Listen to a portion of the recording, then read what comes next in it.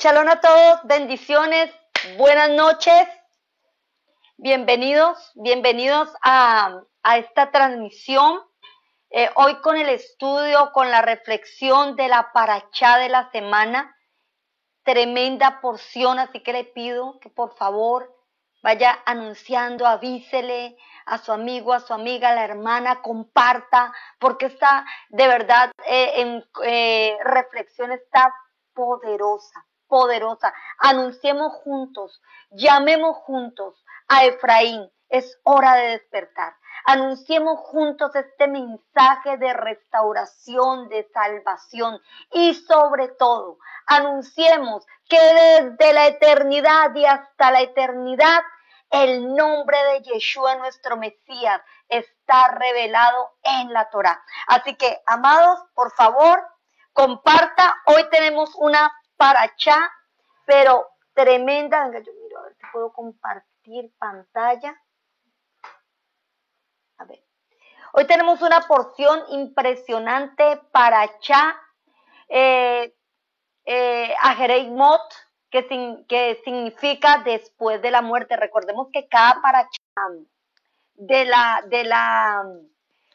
inicio, del pasaje con el que inicia la porción. Entonces, Ajarei Mot va desde Vayikra, Levítico, capítulo 16, versículo 1, al capítulo 18, versículo 30. Usted puede estudiar la Haftará y puede estudiar también el Brit Hadashah y los escritos apostólicos, todos relacionados y todos tratando el mismo tema. Parachá Ajarei Mot. Entonces vamos a orar por la lectura de la Torá y para que el Eterno nos bendiga con su presencia, que el Ruach HaKodesh nos dé entendimiento, sabiduría, que sea revelado en nuestras vidas el nombre del Eterno en el nombre poderoso de Yeshua. Baruch atah Adonai Eloheinu melech haolam, Asher bahar banu mikol ha'amin benatan lanu et torato. Baruch atah Adonai Eloheinu noten haTorah. Bendito eres tú, Señor Dios, Rey del universo, que nos has elegido de entre todas las naciones de la tierra y nos has dado tu Torá. Bendito eres tú, oh eterno Dios, dador de la Torá. Y ahorita sí, amados, vamos con esta porción de verdad poderosa. Vamos con esta porción poderosa. Iniciemos con el primer versículo. Vayikra capítulo 16, versículo 1 y 2. Leemos. Habló el Eterno a Moisés después de la muerte de los dos hijos de Aarón, cuando se acercaron delante de Adonai y murieron. Y el Eterno dijo a Moshe, di a Aarón tu hermano, que no en todo tiempo entre en el santuario detrás del velo, delante del propiciatorio que está sobre el arca, para que no muera, porque yo apareceré en la nube sobre el propiciatorio. Como siempre, esta semana de verdad con una porción, mire, de verdad maravillosa, después de la muerte. En semanas anteriores vimos en la parachá Tzaf cómo los dos hijos mayores de Aarón entraron delante del Eterno y ofrecieron un fuego extraño que culminó con un juicio de muerte sobre ellos. Exactamente el mismo día en que el tabernáculo era dedicado. Así que vamos a analizar esta porción después de la muerte. Hay muchas dudas sobre cuál fue el lugar al que entraron estos dos jóvenes, si fue al lugar santo y presentaron simplemente incienso o si llegaron a entrar al lugar santísimo. Hay discusiones sobre el tema, no se llega como a aclarar exactamente, pero aquí lo interesante es que ellos mueren por presentar un fuego extraño delante del Eterno. Y dos parachás después, o tres parachás después, el Eterno llama a Moisés después de la muerte de estos dos muchachos, después del dolor, después de la aflicción por una muerte pues inesperada de nada más de los hijos de Aarón, después de lo que pasó, viene el Eterno y los llama porque todo en la Escritura tiene un propósito. Y no solamente todo en la Escritura, todo en la vida tiene un propósito. Los procesos, las situaciones difíciles, las cosas buenas, las malas, hay un propósito. Y aún en la muerte de estos dos jóvenes había un propósito. Entonces, después de esta muerte, el Eterno llama a Aarón, llama a Moisés para que le dé instrucciones a Aarón. Definitivamente, en esta paracha vamos a ver cómo la sentencia sobre estos dos jóvenes fue una sentencia de muerte. ¿Por qué? Porque Nadab y Abiú no honraron de alguna manera la presencia del Señor, y esta muerte serviría como lección para todo el pueblo de Israel. La muerte de ellos exactamente en el momento en el que el santuario, el tabernáculo era levantado, sería un recordatorio, un testimonio para todo Israel de la seriedad en cuanto a la santidad del Eterno. Y mire lo que dice la Escritura en Primera de Corintios, capítulo 10, versículo 11, dice: y estas cosas les acontecieron como ejemplos. Mire qué tremendo. Y estas cosas les acontecieron como ejemplo y están escritas. ¿Para qué están escritas? Para amonestarnos a nosotros, a quienes hemos alcanzado, dice, los fines del siglo. O sea que todas esas cosas les acontecieron a ellos como ejemplo para ellos, para que no les pasara igual. Entonces vemos aquí un propósito en la muerte de estos dos jóvenes, y fue que ellos iban a ser ejemplo de lo que no se podía hacer, y fueron escritas ¿para qué? Para amonestarnos, para llamar nuestra atención a nosotros que estamos aquí en estos últimos tiempos. La muerte de los hijos de Aarón constituyó quizás el más alto grado de seriedad con respecto a la santidad. Y es que Dios maneja tres tipos como de santidad: la santidad en el espacio, la santidad en el tiempo y la santidad en la persona. ¿Cuál era la condición del hombre antes de la caída? ¿Cómo estaba Adán antes de la caída? Bueno, pues habitaba en un espacio sagrado, habitaba el huerto y tenía acceso al árbol de la vida y a la misma presencia del Eterno.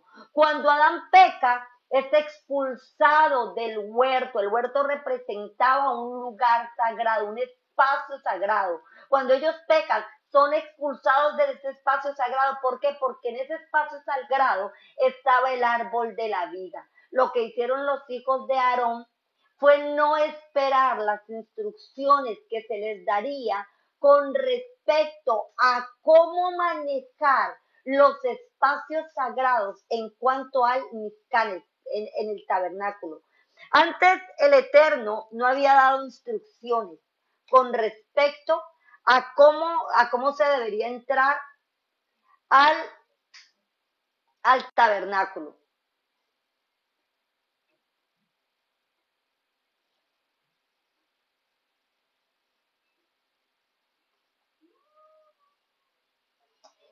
Les decía que hay tres tipos de santidad que el Eterno maneja. Uno tiene que ver con el tiempo.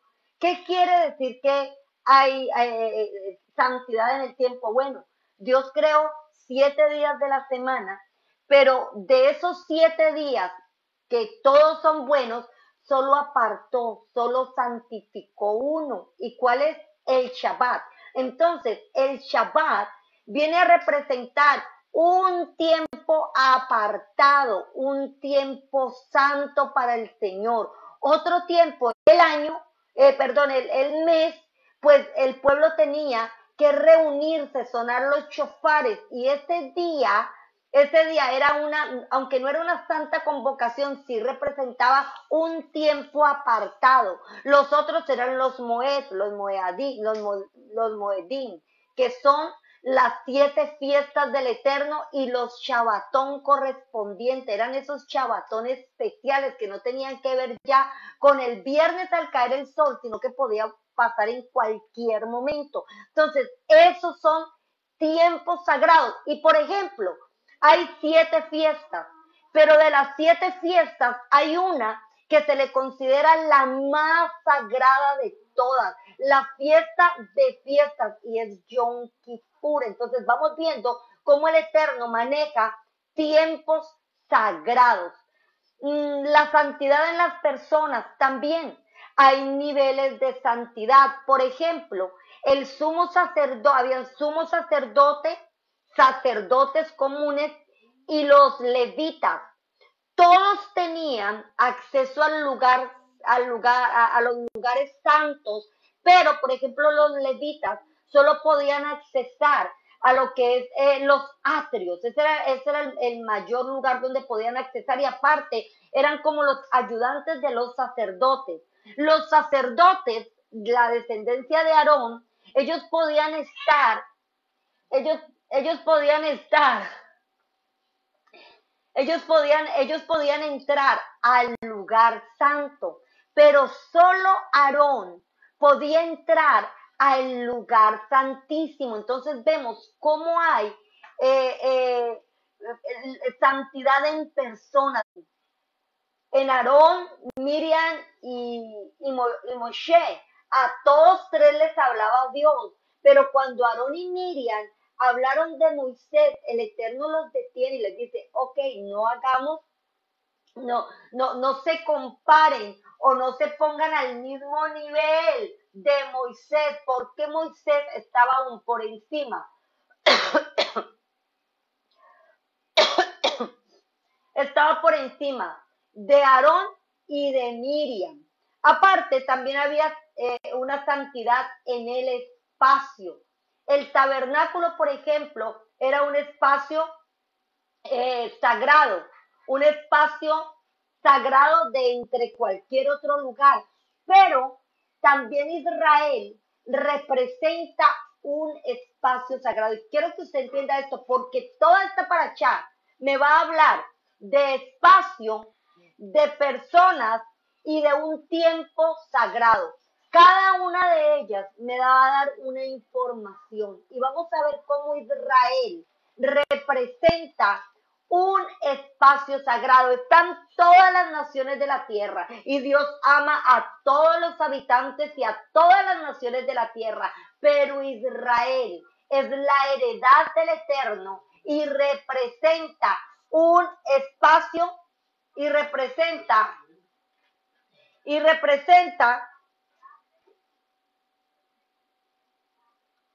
ok, y representa eh, un espacio especial, y representa un espacio sagrado. Ok, entonces vamos a seguir con el tema, y mire qué tremendo, porque dice, vamos a ver el versículo número 2, dice, y el Eterno dijo a Moisés, di a Aarón tu hermano, que no en todo tiempo. ¿A quién le dijo? A Aarón, persona sagrada. Le habla de un tiempo, no en todo tiempo. Entre en donde, en el santuario detrás del velo, o sea, en el lugar santísimo. Y ve cómo en este versículo están las 3 cosas: persona, tiempo y lugar. Dice, no en todo tiempo entrarás detrás del velo, delante del propiciatorio que está sobre el arca, para que no muera, porque yo apareceré en la nube sobre el propiciatorio. Los espacios sagrados, no en todo tiempo podrás entrar al lugar santísimo. Y esto hace pensar que de verdad los hijos de Aarón entraron al lugar santísimo. Lo interesante de esto es que a ellos no se les había dado instrucción de nunca entrar. O sea, a ellos no se les había dicho que nunca entraran. Las instrucciones sobre nunca entrar fueron ahora. Sin embargo, cuando ellos estuvieron 7 días en la presencia, consagrándose delante del Eterno, ahí tuvo que haber pasado algo a nivel espiritual que los hacía ascender, y aunque la instrucción no estaba dada, era como que ellos tenían que entender que el tabernáculo representaba y representa el huerto del Edén, o sea, un lugar santo, y no cualquiera podía acceder a este espacio. Con esto entrará, miren, sigue diciendo, con esto entrará Aarón en el santuario, con un becerro para expiación y un carnero para holocausto. Quiero que presten mucha atención a esto. Aarón, para poder entrar al lugar santísimo en el único día que lo podía hacer, que era en la festividad de Yom HaKippurim, tenía que entrar primero con un becerro para expiación, y un carnero para el holocausto. Dice, se vestirá la túnica santa de lino y sobre su cuerpo tendrá calzoncillos de lino y se ceñirá el cinto de lino y con la mitra del lino se cubrirá. Son las santas vestiduras. Con ellas se ha de vestir después de lavar su cuerpo con agua.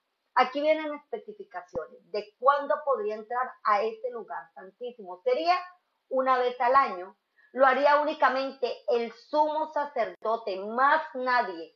Y ese día el sumo sacerdote tenía, el sumo sacerdote, Dios le había concedido vestir vestiduras especiales, vestidas, dice la escritura, de gloria, de esplendor, de dignidad. O sea, que las vestiduras del sumo sacerdote eran vestiduras que lo glorificaban, pero ojo, no estoy hablando de glorificar en el sentido divino, sino que le estoy hablando en el sentido de que lo ponían en un nivel espiritual mayor al de cualquier persona en el pueblo. Esas vestiduras representaban representaban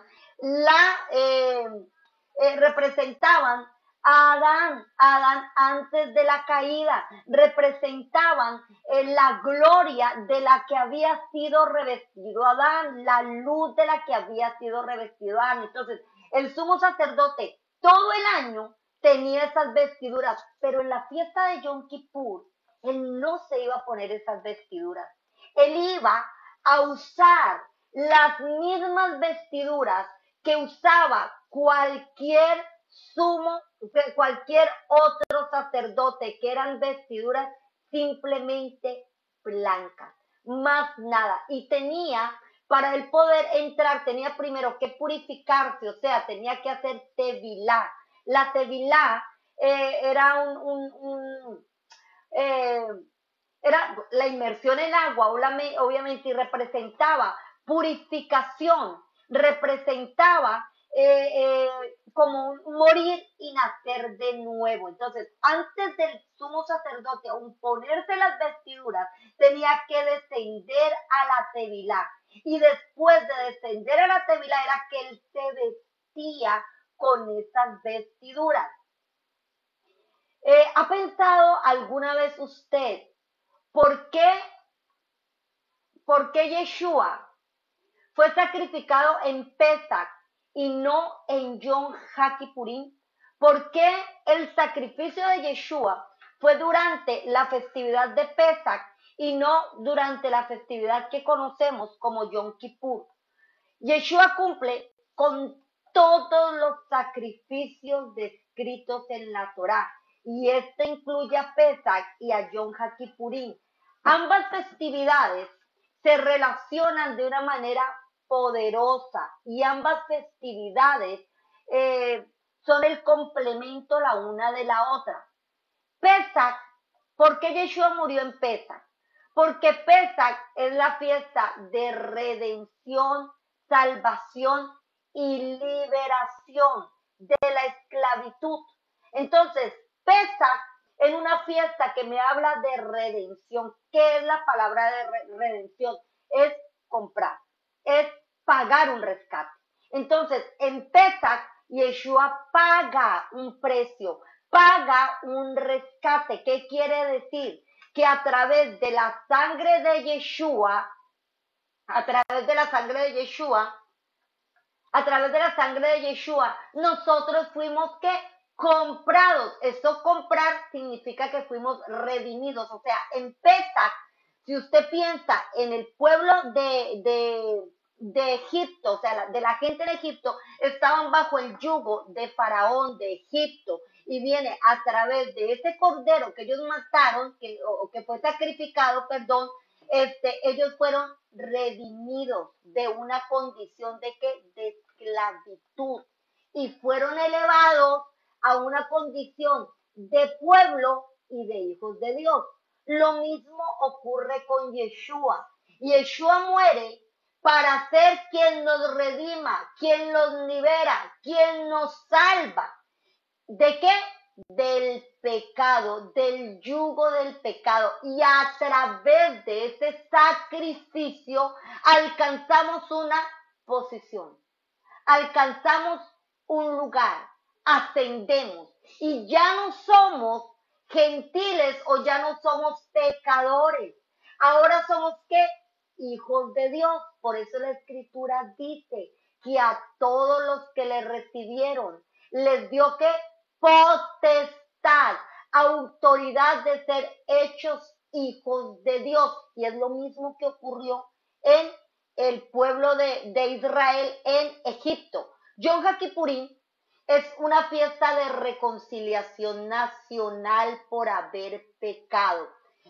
Muchas veces usted va a escuchar que en Yom Kippur, que en Pesach no es una fiesta que tenga que ver con el pecado. Sí y no. No tiene que ver con el pecado en cuanto que de la misma manera que el cordero cuando se sacrificó, el cordero en Egipto cuando se sacrificó, no tuvo que ver con pecado, sino con esclavitud, o sea, fue sacrificado porque ellos eran esclavos. Igual Yeshua fue sacrificado, ¿por qué? Porque nosotros estábamos en esclavitud, o sea, el pueblo de Israel, para poder ser libres, ¿de qué? De la esclavitud, ellos tenían que creer que a través de ese cordero y de esa sangre puesta en los linteles, ellos iban a ser salvos. Igual nosotros, ser salvos ¿de qué? De Egipto, de la muerte. De la muerte, ellos iban a ser salvos ¿de qué? De la muerte. Yeshua es igual.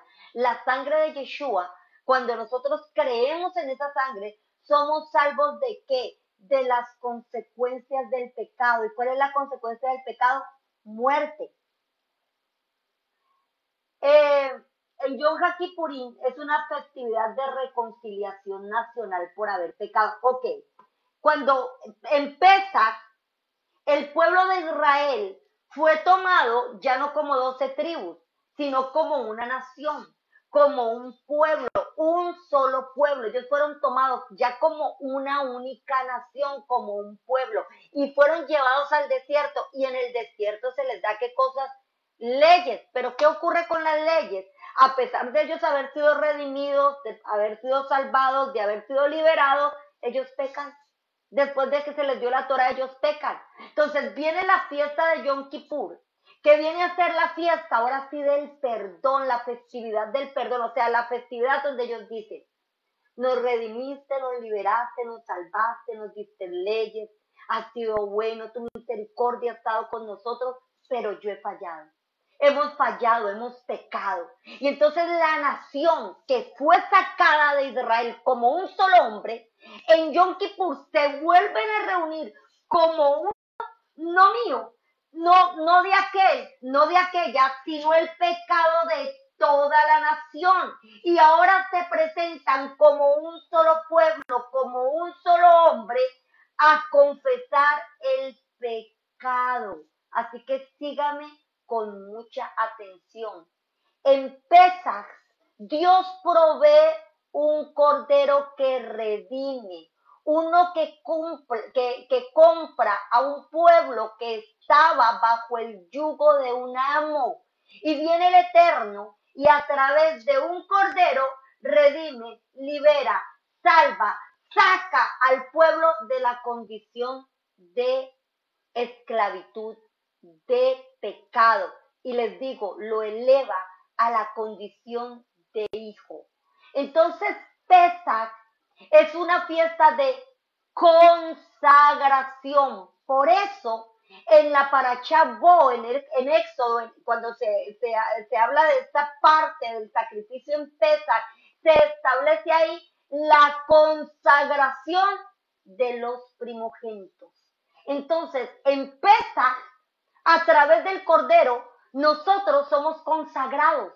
Nosotros decimos, somos el primogénito, somos el pueblo de Dios y nos debemos, le pertenecemos a Dios. Entonces, el sacrificio de Pesach se podría decir que es un sacrificio de holocausto, es un sacrificio olá.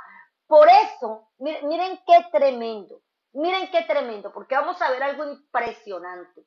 ¿Qué era el sacrificio olá? El sacrificio olá era uno donde el animalito, el que se iba a ofrecer, era quemado absolutamente completico. No se dejaba nada, era quemado completamente y elevado delante del Eterno. Este era un sacrificio olá, un sacrificio que asciende.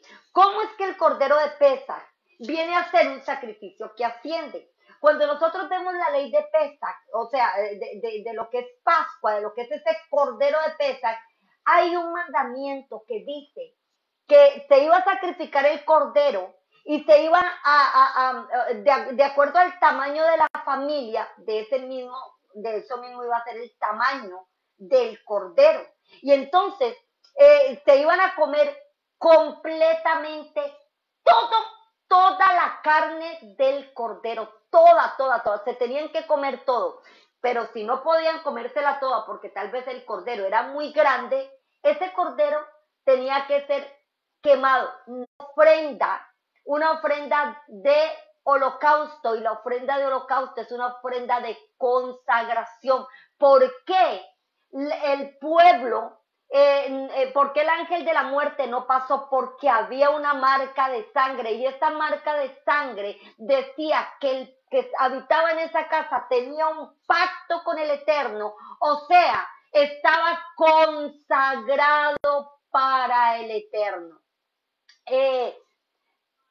Pues nosotros decimos y entendemos que la sangre de Yeshua nos ha dado, ¿qué cosa? Libertad, redención y liberación. En Yom HaKippurim, que significa el día de las expiaciones, no el día del perdón o el día de la expiación, sino el día de las expiaciones, está relacionado con el propiciatorio. Usted se acuerda, dice que la nube del Señor se posaría sobre ese propiciatorio. Ese propiciatorio, ¿a quién representa? A Yeshua. Yeshua es ese propiciatorio. El propiciatorio era la cubierta de arriba del arca sobre la cual estaban los dos querubines, y era en esa cubierta donde la gloria de Dios descendía. El detalle es que la palabra para expiación es la palabra capar, que significa tanto tapar, o sea, la palabra capar significa tapar, significa cubrir, pero también significa quitar. Y quiero que escuche esto tremendo, porque cuando Juan ve a Yeshua, Juan dice, he ahí el Cordero de Dios que quita el pecado del mundo. Pero lo interesante es que el pecado era quitado únicamente en Yom HaKippurim. Ese día, el día de Yom HaKippurim, el sacerdote, como les decía, se despojaba de sus vestimentas sacerdotales. ¿Y qué dice dice la escritura? Que eran para gloria y hermosura. Entonces, ese día, el sumo sacerdote simplemente era igual. Si usted iba al templo, imagínese usted andando en el templo o estando en el Mizcán, y usted está andando por ahí y usted va a ver a un montón de hombres vestidos todos igualitos. Y a usted le dicen, ¿cuál es el sumo sacerdote? Usted no va a saber porque el sumo sacerdote era reconocido por sus vestimentas. Esas vestimentas lo hacían diferente. El día de Yom Kippur, el sumo sacerdote dejaba de ser diferente y se hacía en la misma condición de todos los demás sacerdotes. No olvidemos que el tabernáculo y el templo representan al huerto del Edén y el sumo sacerdote representa a Adán antes de la caída. Sin embargo, en Yom HaKippurim, al despojarse de sus vestiduras, está reconociendo su condición, que el sumo sacerdote era tan humano como todos los demás. Ahora miren la semejanza con Yeshua. Dice, haya pues en vosotros este sentir que hubo también en Yeshua. Está hablando de la humildad. Y dice, el cual, y miren qué tremendo la exposición que se hace aquí en Filipenses cuando habla de Yeshua. Dice, el cual siendo en forma de Dios, dice que Yeshua siendo en forma de Dios no estimó, o sea, no consideró, no pensó, no, es que yo tengo la forma de Dios, yo soy igual a Dios, y no se aferró a ese poder, a esa gloria, a ese esplendor, a ese trono, sino que se despojó a sí mismo, y que dice, tomando forma de siervo, de servidor, hecho semejantes a los hombres, lo mismo que el sumo sacerdote. El sumo sacerdote ese día se despojaba de sus vestiduras y se hacía semejante a los demás sacerdotes. Y entonces dice, y estando en la condición de hombre, se humilló a sí mismo, haciéndose obediente hasta la muerte y muerte de cruz. Es muy interesante todo lo que tiene que ver con la festividad de Yom HaKippurim, porque ese día es el día que el sumo sacerdote trabaja más que en cualquier año. Ese día principiando que el sumo sacerdote la noche anterior no duerme. Toda la noche tiene que estar estudiando la escritura y preparándose porque al otro día tiene una trabajada impresionante. Entonces, en este texto que leímos de Filipenses pasa exactamente lo mismo. Yeshua, siendo divino, se despojó, renunció a su condición de único y gran soberano del universo para tener semejanza de qué? De hombre.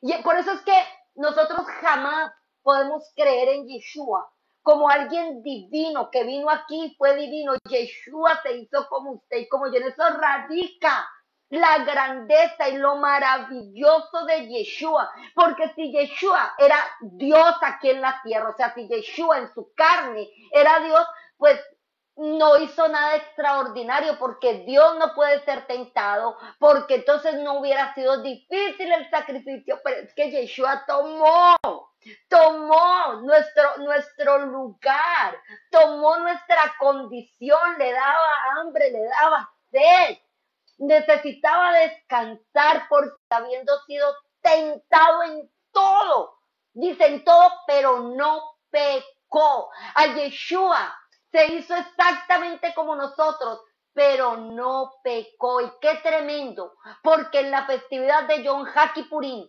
antes de que el sumo sacerdote vaya a presentar la ofrenda por el pueblo, él tiene que presentar una ofrenda por sí mismo, reconociéndose a sí mismo como pecador, diciendo, yo que voy a presentar la ofrenda por el pueblo, reconozco que yo mismo soy pecador. Y mire qué tremendo lo que dice Hebreos capítulo 7, versículos 26 al 27, dice, porque tal sumo sacerdote nos convenía. Y miren qué tremendo lo que nos dice de este sumo sacerdote, que ¿quién es? Yeshua. Dice, este gran sumo sacerdote nos convenía. Kadosh, santo, inocente, sin mancha, apartado de los pecadores, o sea, que él jamás llegó a tener la condición de pecador y hecho más sublime que los cielos, que no tiene, o sea, Yeshua no tiene necesidad cada día como aquellos sumos sacerdotes, o sea, como Aarón y su descendencia, de ofrecer primero sacrificio por sus pecados y luego por los del pueblo, porque esto lo hizo una vez y para siempre, ofreciéndose a sí mismo. O sea que Yeshua, como sumo sacerdote, no tenía necesidad de ofrecer un sacrificio por él mismo, porque él era inocente, santo, sin mancha, apartado de los pecadores, completamente limpio. Ese era Yeshua. Yeshua no es un hombre como cualquier otro hombre, pero sí fue un hombre, solo que no pecó, él decidió. Por eso dice la escritura que él se hizo obediente hasta la muerte y muerte de cruz. Dice la escritura que por lo que padeció, dice, aprendió obediencia. O sea, aquel que decía, haga, yo digo, ahorita estaba sujetándose a sí mismo, a obedecer. Así que Yeshua representa ese sumo sacerdote que nos convenía. En Pesaj, en Yom Kippur, Yom HaKippurim, hay sacrificio expiatorio. Pero en Pesaj no hay sacrificio expiatorio. Yo espero que esto les haya quedado súper claro. Mire qué hermoso. Dice, ¿qué tenía que hacer el sumo sacerdote? Se vestirá la túnica santa de lino. Quiero que escuchen esto. Él dice, se vestirá la túnica santa de lino, era blanca. Y sobre su cuerpo tendrá calzoncillos de lino. Y se ceñirá el cinto de lino, y con la mitra de lino se cubrirá. Son las santas vestiduras, con ellas se ha de vestir después de lavar su cuerpo con agua. Santas vestiduras, y qué tremendo, porque cuando nosotros vemos el libro de Apocalipsis y vemos la gran multitud que está en el mar de cristal, ¿cómo dice la escritura que están? Dice que vestidos de blanco. ¿Qué significa que están vestidos de blanco? Que volvemos a retomar, a alcanzar la posición de ¿qué? De sacerdotes como en el huerto del Edén. Entonces, aquí vemos cómo el sumo sacerdote, lo primero que tenía que hacer antes de vestirse las vestiduras era hacer tevilá, lavar sus cuerpos, un símbolo de nacer de nuevo y de purificación. Pero es que también Yeshua descendió a las aguas. Y cuando descendió a las aguas, la escritura no dice que él fue y se puso vestiduras de nada. Pero ¿qué ocurrió el día que él descendió a las aguas? Fue revestido, no por vestiduras de lino que representan la pureza y la justicia que eran puestas sobre los sacerdotes, sino que el mismo Eterno da testimonio de la santidad de Yeshua, y después de la inmersión, Yeshua es revestido por el Ruach HaKodesh. El Ruach HaKodesh reviste a Yeshua, y después, ¿qué dice la escritura? Después de haber sido revestido, él es impulsado ¿a dónde? Que representan los 40 años del pueblo de Israel, que fue probado, que fue tentado, y bueno, ya sabemos cuál fue el resultado, pero Yeshua en esos 40 días fue hallado justo, inocente, sin mancha, apartado del pecado. Ese es Yeshua. Por eso, en algún momento vienen Juan, Jacobo y Pedro y tienen una experiencia en el monte Tabor y ven a Yeshua que literalmente se transfigura delante de ellos. ¿Qué es transfigurarse? Yeshua toma físicamente una condición de gloria, una condición de luz. Yeshua con Moisés y con Elías, dice la escritura. ¿Y qué le dicen los discípulos? Hagamos un tabernáculo, porque esto era una prefigura.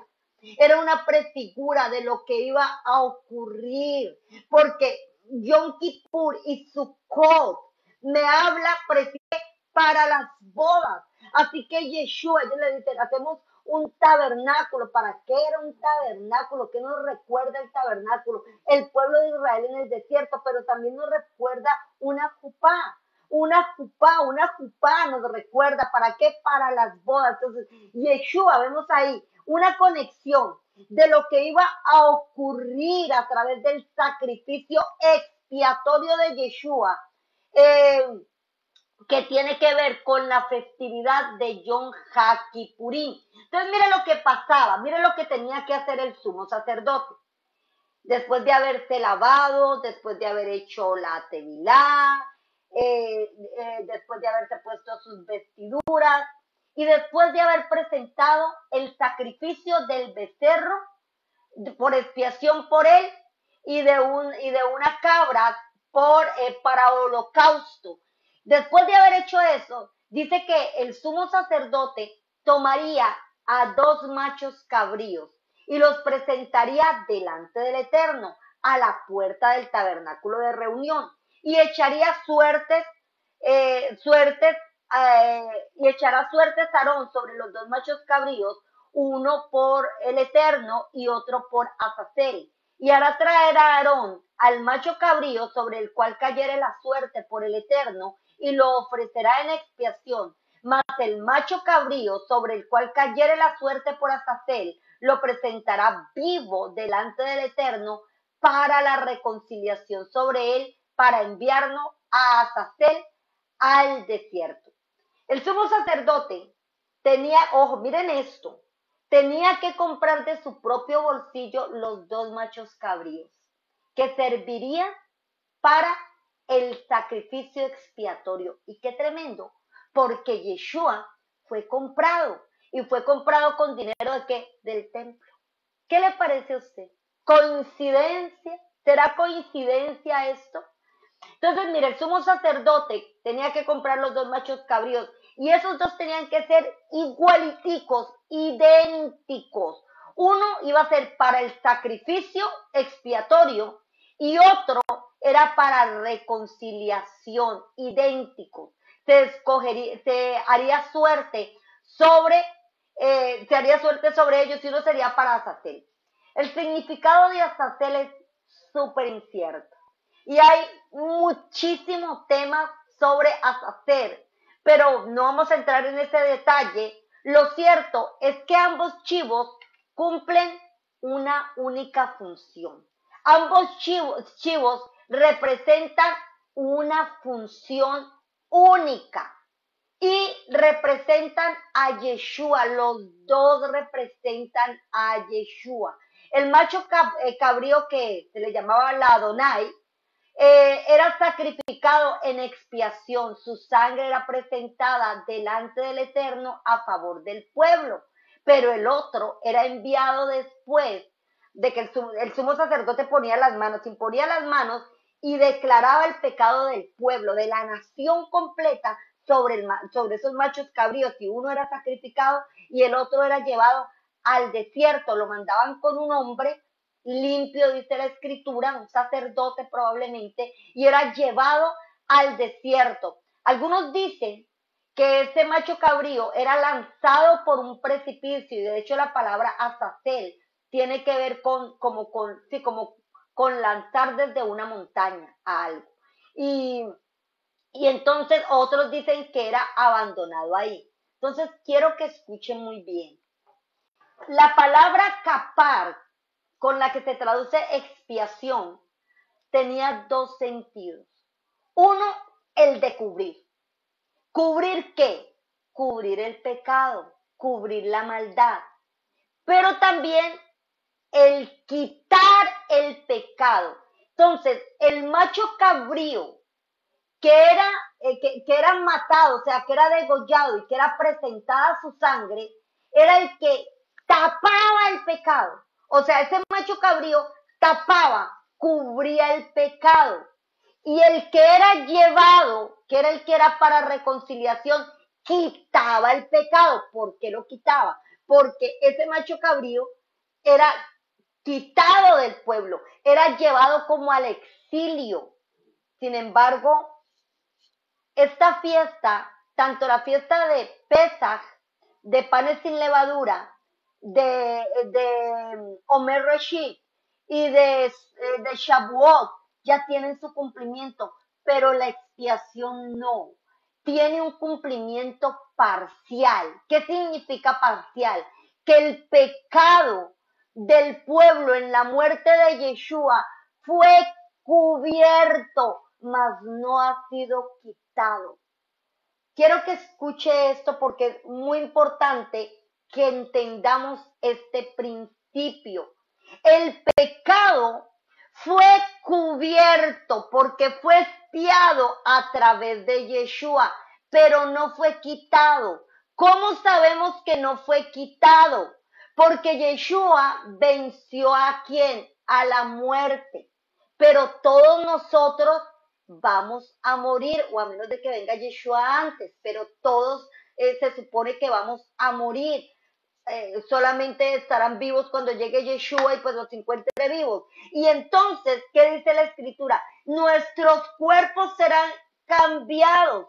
Y entonces, la muerte que todavía gobierna en el mundo, ¿qué va a ocurrir con la muerte? Va a ser tomada y echada en el lago de fuego. La muerte representa la consecuencia del pecado, o sea, que solamente cuando se cumpla la fiesta de Yom Kippur, el pecado será del todo quitado.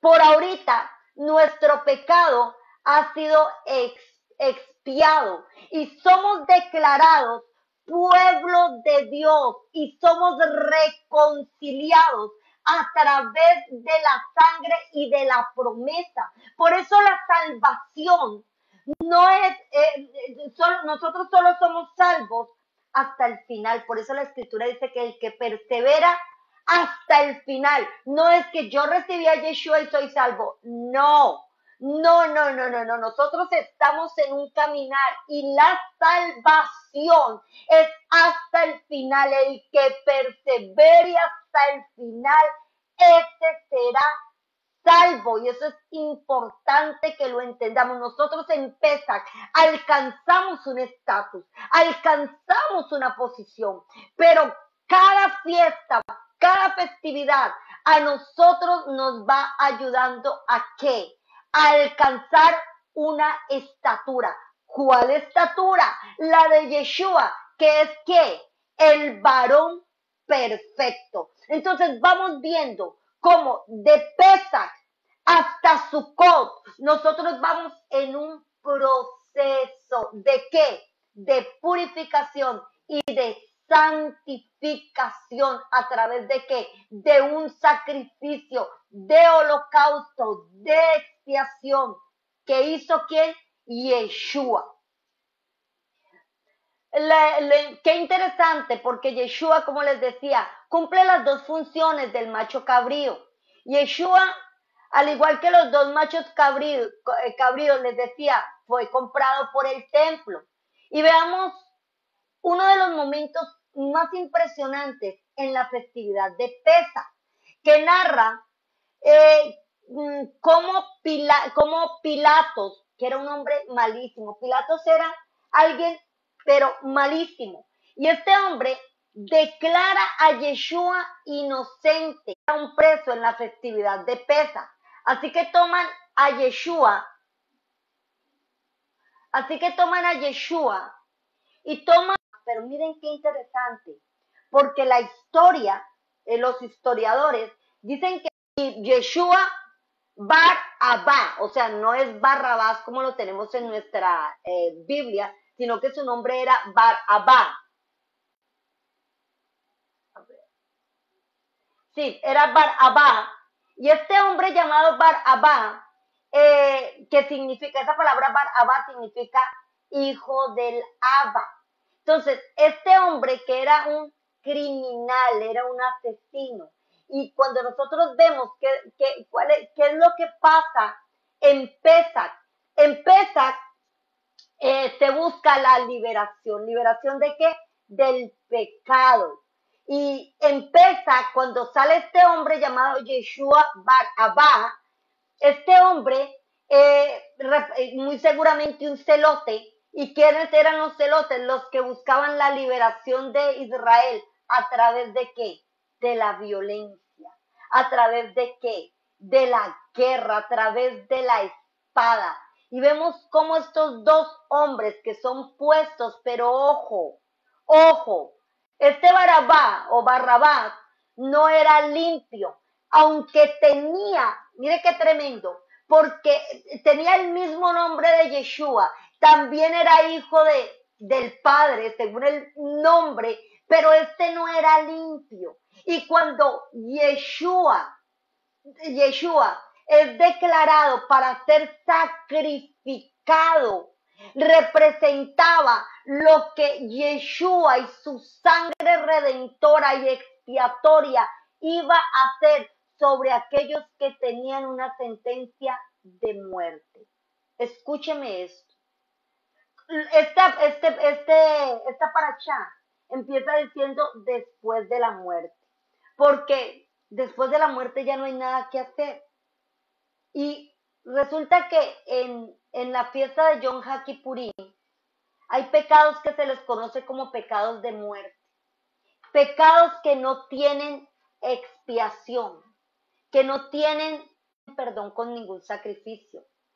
Yeshua, cuando muere en el madero y es liberado este hombre que era un criminal y era un asesino, marca un precedente de que Yeshua iba a morir, no solamente por los pecados de que la Torah marca, sino aún por los pecados que la Torah marcaba, que no tenían perdón, sino que eran pecados de muerte. Entonces vemos cómo Yeshua cumple en este momento las dos festividades, tanto la festividad de Pesach como la festividad de Yom HaKippurim. Vamos a leer. Vean lo que hacía el sumo sacerdote en esta festividad. Dice, después tomará un incensario lleno de brasas de fuego del altar de delante del Eterno. El sumo sacerdote iba al incensario, iba a tomar del incensario carbones encendidos, brasas de fuego. Yo no sé si usted puede ver ahí la foto. Y él tomaba en su mano como una especie de pala con los carbones encendidos y con el incienso. Pero es que mire lo que dice acá, que yo, de verdad que yo me gozo con la escritura. Dice, después tomará un incensario lleno de brasas de fuego del altar de delante del Eterno.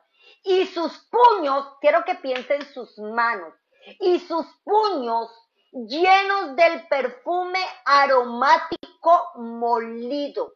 Entonces, él llevaba el incensario, pero qué tremendo que diga y sus puños, porque si usted piensa en sus puños, usted pensaría que en sus manos él llevaba el incienso, pero no, porque lo que llevaba era el incensario y dentro del incensario había fuego, o sea, él no podría haberlo tomado con su mano porque para que diera perfume tenía que estar encendido fuego. Y entonces el sumo sacerdote entraba al lugar santísimo con ese incensario y él empezaba a mecerlo. ¿Para qué? Para que el lugar se llenara de ese perfume. Entonces, por eso dice el versículo 13, y pondrá el perfume, la nube del perfume cubrirá ¿qué? El propiciatorio que está sobre el testimonio para que no muera. ¿Quién es el propiciatorio? El propiciatorio es Yeshua. Y Yeshua es ese propiciatorio, porque ¿qué pasaba con el propiciatorio? En el propiciatorio era donde la gloria del Eterno se manifestaba, la presencia del Eterno se manifestaba en ese propiciatorio. ¿Y qué dice la Escritura? Que es Yeshua. Yeshua es el que manifiesta la gloria del Eterno. Yeshua es la imagen del Dios Todopoderoso. Por eso Yeshua dice, el que me ha visto a mí ha visto al Padre. ¿Por qué? Porque Yeshua manifiesta, muestra la gloria del Padre. Pero miren qué impresionante, porque el sumo sacerdote entraba con ese incienso. Ese incienso representaba la oración, o sea, la oración. Y mire lo que dice el libro de Isaías, capítulo 53, en el versículo 12. Dice, por tanto, hablando del siervo sufriente, yo te daré parte con los grandes y con los fuertes repartirá despojos. Entonces dice, por cuanto derramó su nefesh, su alma. Yeshua que derramó, no su sangre, en realidad dice su nefesh, su alma, hasta la muerte. Igual que un animal, el animalito derramaba que su sangre, porque la sangre que era la vida, en la sangre estaba el alma. Dice, y fue contado con los pecadores. Efectivamente, Yeshua muere y que habían 3 cruces, y las 3 cruces representaban 3 pecadores. Entonces Yeshua fue contado con los pecadores. Pero mire lo que dice, habiendo él llevado el pecado de muchos y orado por los transgresores. Cuando Yeshua muere, o cuando Yeshua es clavado en la cruz, ¿qué es clavada? Sus muñecas, sus manos, son clavadas en esa cruz, y de sus manos empezó a salir ¿qué? Sangre. Así que quiero que piense en lo que pasaba con el sumo sacerdote, llevando ¿qué? Un perfume, ¿dónde? En sus puños. ¿Y qué representaba ese incienso que llevaba el sumo sacerdote al lugar santísimo? La oración. Así que Yeshua en una cruz, crucificado, con sus manos destilando sangre, también oró por los transgresores y dijo, perdónalos. Fue lo primero que dijo estando clavado. Padre, perdónalos porque no saben lo que hacen. Y aquí vemos algo perfecto en cuanto a la festividad de Yom Kippur y Yeshua el sacrificio. Yeshua entonces ofrece su nechama, y esto es súper importante entenderlo. Muy importante entender. Los animales comparten características con el hombre. El animal tiene alma, tiene nefesh, la escritura lo dice que el animal tiene nefesh, pero es que el hombre no solamente tiene nefesh, tiene neshama. Cuando Yeshua muere en la cruz, él está derramando alma y está derramando su nechama, esa nechama que lo conectaba con el Padre, esa nechama que nunca pecó. Y desde esa condición de Yeshua derramando, ¿qué dice la escritura? Que era perfume.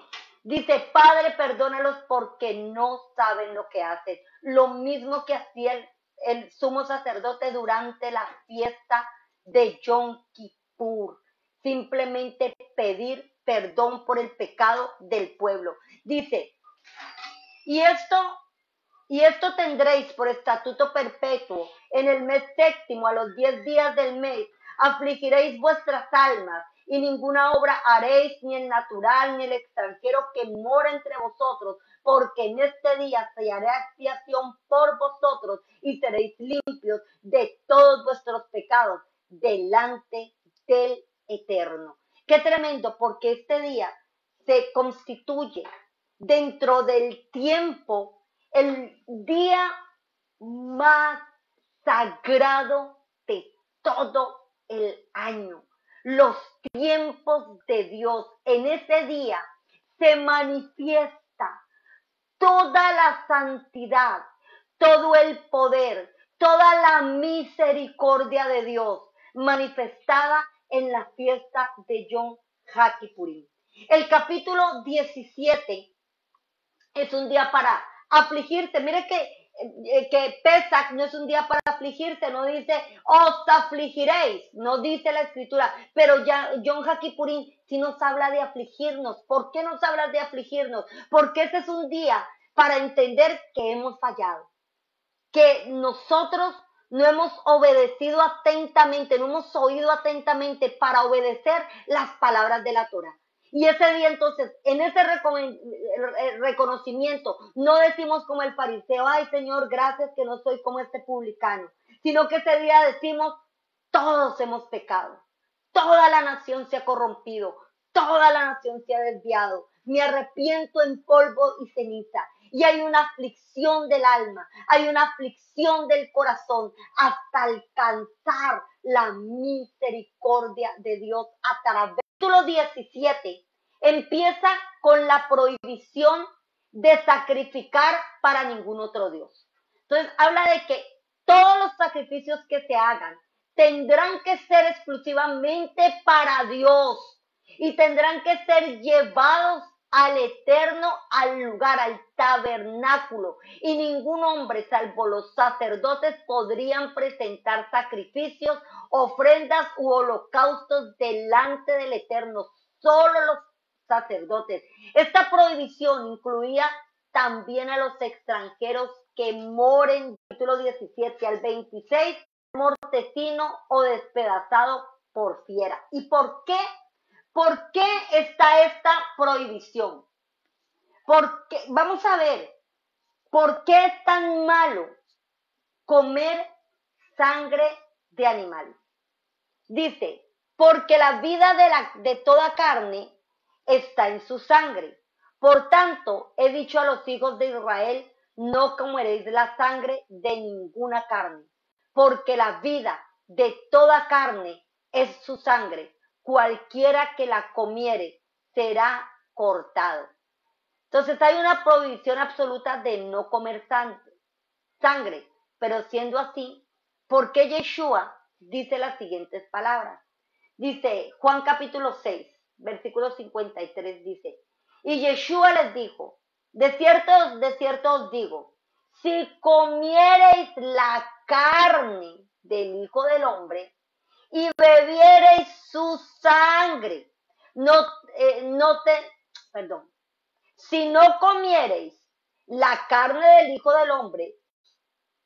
Entonces aquí Yeshua está diciendo algo que contradice la Torá. Está diciendo que el que coma, que hay que comer su carne y hay que beber su sangre. Y dice, el que come mi carne y bebe mi sangre tiene vida eterna, y yo le resucitaré en el día postrero, porque mi carne es verdadera comida y mi sangre verdadera bebida. Estas palabras de Yeshua escandalizaron a los que lo escucharon. Dijeron, ¿qué? ¿Pero a qué se refería Yeshua con estas palabras? Dice de sí mismo que él es, y así empieza diciendo que él es el Ben Adam, el Hijo del Hombre. Cuando el Eterno crea a los animales en el sexto día, también en ese mismo día que crea a los animales terrestres, en ese mismo día crea a Adán. Y en ambos puso Nefesh. La palabra para Adán viene de una raíz Adamá, que significa tierra, pero también de la palabra Dam, que significa sangre. Entonces, Adán es tierra y sangre. En la sangre del hombre está contenida el Nefesh, que también contienen los animales. Pero escuche esto. Cuando Dios crea a los animales, ponen Nefesh. Pero en Adán, el Eterno sopla el espíritu, y ese espíritu se convierte en la Nechama, en lo que hace al hombre diferente al animal. Ambos tienen Nefesh, pero solo el hombre tiene Nechama. ¿Qué es la Nechama? Es la conexión entre Dios y el hombre. Esa Nechama era la luz. El hombre peca, la Nechama se apaga, muere.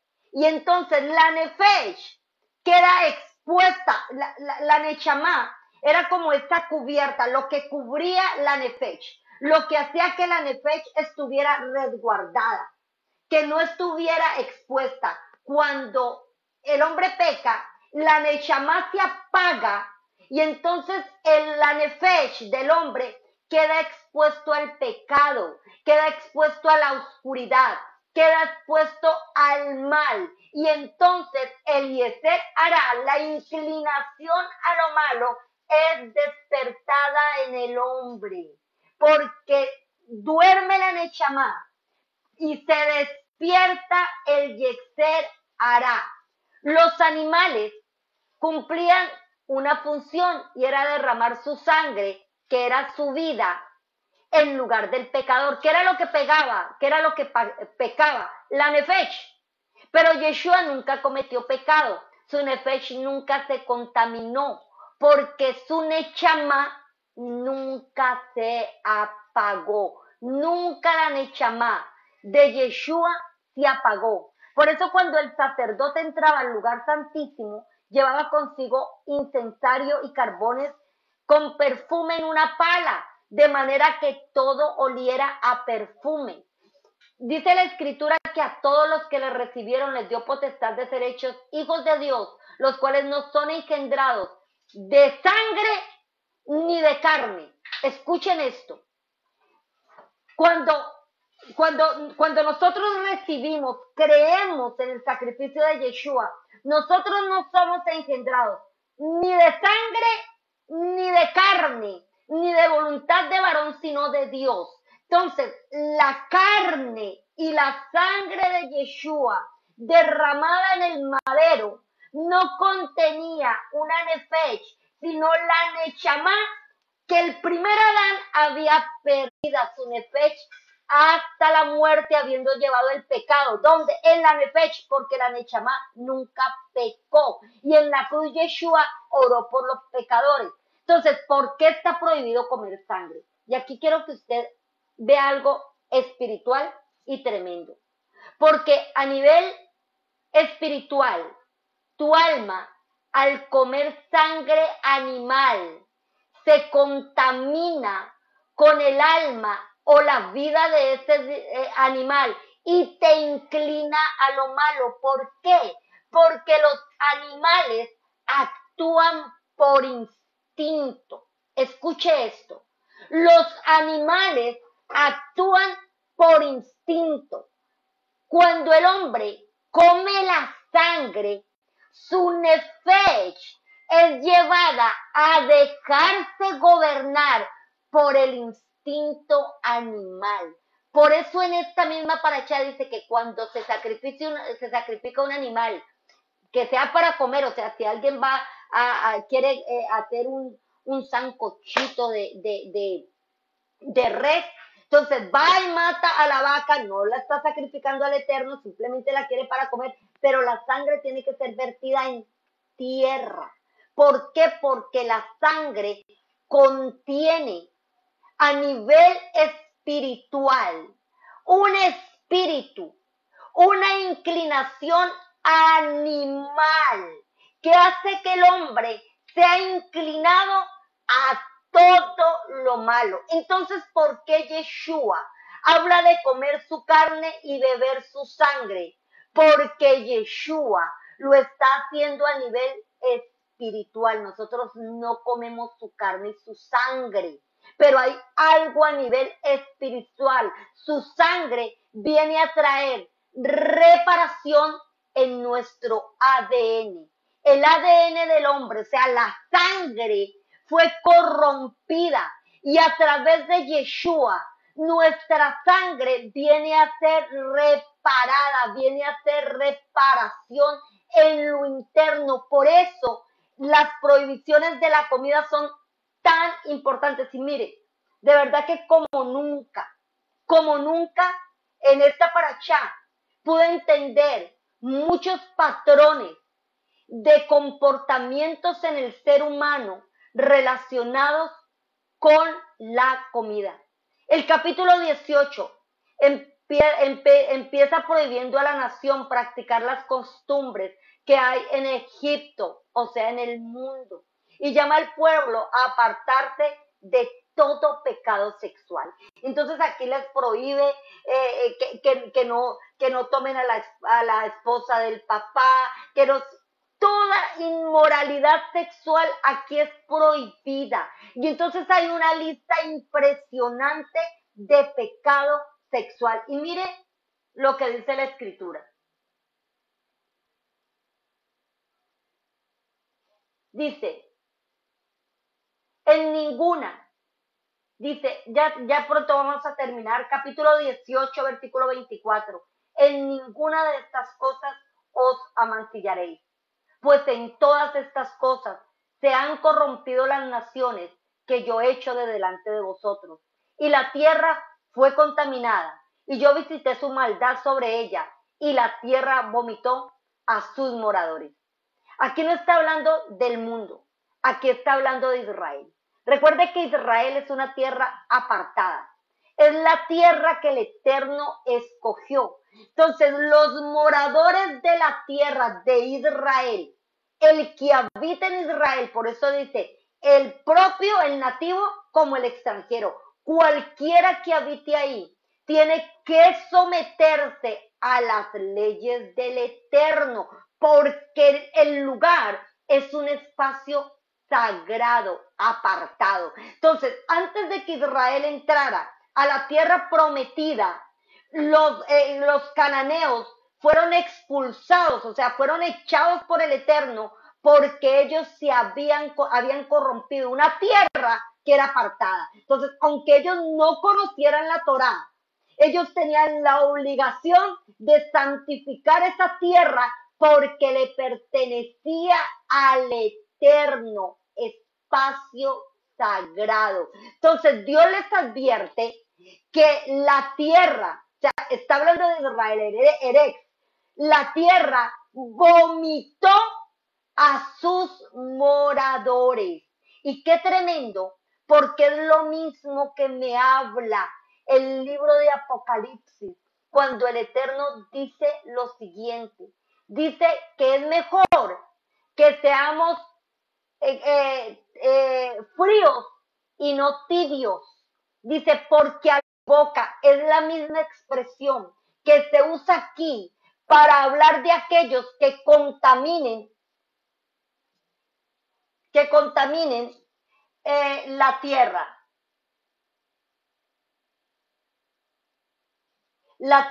de Israel. Y quiero terminar, dice, guardad pues vosotros mis estatutos y mis ordenanzas, y no hagáis ninguna de estas abominaciones, ni el natural ni el extranjero que mora entre nosotros, porque todas estas abominaciones hicieron los hombres de aquella tierra que fueron antes de vosotros, y la tierra fue contaminada. Está hablando de Israel. No sea que la tierra os vomite por haberla contaminado, como vomitó la nación que la habitó antes que vosotros. Y vuelve el Eterno a hablarle al pueblo de Israel de cuidar el lugar, el espacio sagrado de Israel, si no serían expulsados, vomitados. ¿Y qué ocurrió? Efectivamente fueron vomitados. Esta porción me habla de 3 temas específicos y quiero terminar ya con esto. Dice, capítulo Hechos, versículo 15, 28 al 29. Dice, porque ha parecido bien al Espíritu Santo, al Ruach HaKodesh y a nosotros, no imponeros ninguna carga más que estas cosas necesarias. Yo creo que esto lo leímos muchísimas veces en el cristianismo. Dice que os abstengáis de lo sacrificado a los ídolos, de sangre, de adogado y de fornicación, de las cuales cosas, si os guardáis, haréis bien. Y usted me dirá, ¿qué tiene que ver este texto con la paracha? Pues déjeme decirle que lo que dice aquí, Hechos capítulo 15, son todos los temas que me habla esta paracha. Que nos abstengamos de lo sacrificado a ídolos. Me está hablando que nos abstengamos de idolatría, que es un tema que en el capítulo 17 se habla en esta porción de la paracha. Que nos abstengamos de la sangre, que también es un tema que habla esta paracha. Que nos abstengamos del ahogado. No les comenté esto, pero hay una prohibición aquí en esta porción de comerse un animal que muera sin que su sangre haya sido derramada o que muera de manera violenta. Entonces, aquí hay una prohibición de comer ahogado. Ahogado es aquel cuya sangre no fue derramada de la manera apropiada. Y es exactamente el tema de esta paracha en el capítulo 17 al capítulo 18. Y dice de fornicación, de todo pecado sexual. Entonces aquí en esta paracha vemos cómo los discípulos, guiados por el Ruach HaKodesh, les dice a los gentiles, aquellos gentiles de las naciones que estaban viniendo, que obedecieran específicamente lo que me habla esta porción de la paracha. Y qué tremendo, porque esta porción, lo primero que me está hablando es de la muerte de los hijos de Aarón. ¿Por qué? Porque es una porción que me está llamando a mirar lo que es santidad. ¿Y qué pasaba cuando nosotros estábamos en el otro campamento? No entendíamos lo que era un espacio sagrado, mucho menos lo que era un tiempo sagrado. Y tampoco entendíamos lo que era personas o lo que era personas sagradas, destinadas con una función de consagración especial relacionada con la Torá. Entonces, aquí los discípulos le están llamando a los gentiles que se estaban convirtiendo a mirar esta paracha, porque esta paracha también me habla de un tema y es identidad.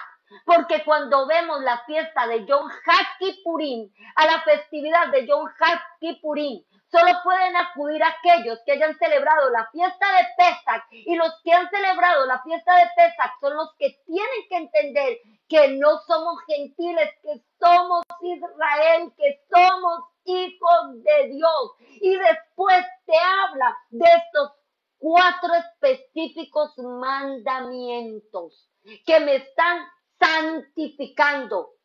La idolatría, la sangre, que tiene que ver con aquello que contamina mi alma, aquello que me inclina a lo malo, de lo ahogado, porque volvemos a ver cómo la sangre de un animal ahogado pues se impregna en su carne, y de la fornicación. Y quiero terminar con esto. Tanto cometer idolatría como comer sangre, rellena y todas estas cosas que tienen sangre, y comer animales que no fueron sacrificados de manera kosher, nos lleva a la fornicación, a los pecados de índole sexual. Si usted quiere saber por qué hay iniquidad en nuestra vida a nivel sexual, tiene que ver con estas 3 causas. Y esto es lo que te dice la paracha, porque vamos como en un aumento de pecado hasta llegar a una degradación moral absoluta. ¿Y qué pasa con esta degradación?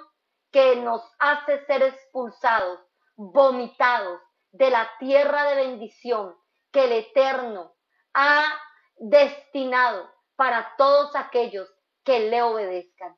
Así que, amado, que el Eterno te bendiga.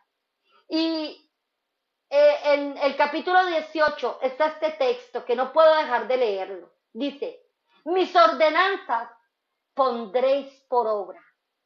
y mis estatutos guardaréis, andando en ellos yo el Eterno vuestro Dios. Por tanto, guardaréis mis estatutos y mis ordenanzas, los cuales haciendo el hombre vivirá en ellos. ¿Sabe qué es lo que está diciendo? Que cuando nosotros guardamos lo que Dios ha establecido, lo que Él ha establecido, nos dará vida. ¿De qué habla esta paracha? De la muerte por haber pecado, por haber ignorado las instrucciones del Eterno o por haber ignorado nuestra propia condición. Así que el Señor Todopoderoso nos ayude, nos revista de su presencia, de su santidad. Que el Eterno purifique nuestras conciencias, nuestras vidas, nuestras manos. Que a través de la sangre de Yeshua, de su carne que es verdadera comida y de verdadera bebida, que repara el pecado que hemos heredado, sea sobre nosotros. Que el Dios Todopoderoso nos dé la oportunidad de este año poder festejar, de poder reunirnos como una nación, a confesar como un solo hombre los pecados en la fiesta de Yom HaKippurim. Que el Eterno nos permita hacer este conteo del Omer y que haya reparación en nuestras vidas en el nombre de Yeshua.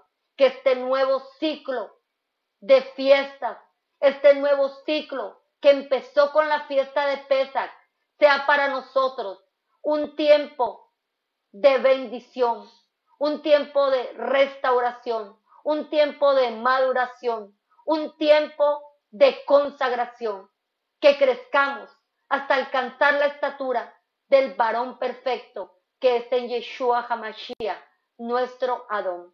Amados, shalom a todos, shalom, shalom, shalom. Que el Eterno me los bendiga.